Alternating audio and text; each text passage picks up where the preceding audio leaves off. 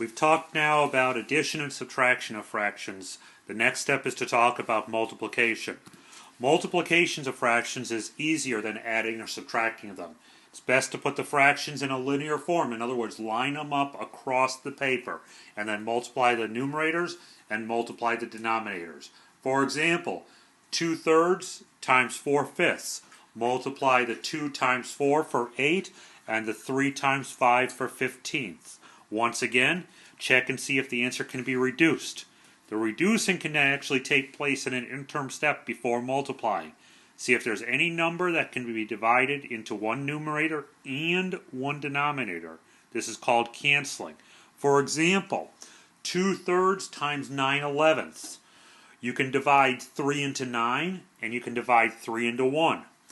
So take the 2 times 3 is 6 and the 1 times 11 is 11. So you can cancel that down. When multiplying, do not multiply mixed numbers. In other words, if you have a whole number and a fraction, change all the whole numbers into fractions before multiplying.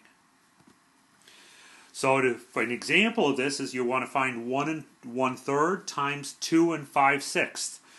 Change the 1 1/3 to 4/3. Change the 2 5/6 to 17/6. Then look for a way to cancel. 2 goes into 4 twice, and 2 goes into 6 3 times. So we end up with 2 times 17ths and 3 times 3. Multiply those out, you get 34/9.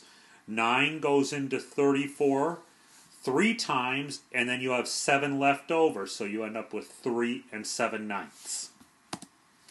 Remember, when multiplying fractions, do not need to find the lowest common denominator.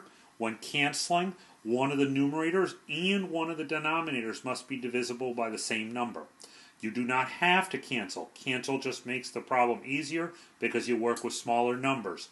You are allowed to cancel more than once because you're reducing your answer to the lowest terms. An example of needing to use multiplying fractions is you have a measurement between 2 burner ports. You know you have 2 more burner ports. How many times is a 6 3/4 going to be repeated across the rest of the furnace? Another one is, you know the distance between 2 bolt holes. Now you need to find the distance of the total 5 bolt holes. 5 3/8 times 5. We have a whole bunch of support straps hanging, holding some ductwork up. They're 21 3/8 inches apart. How long is your piece of ductwork? We know the length of a refrigeration tube. Okay, we know it's 22 1/16 inches long. We know we have a 6 3/4 inch elbow at the end of each tube.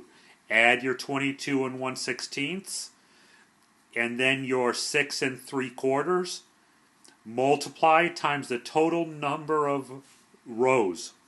Okay, in other words, you're going to multiply this answer by 1, 2, 3, 4, 5.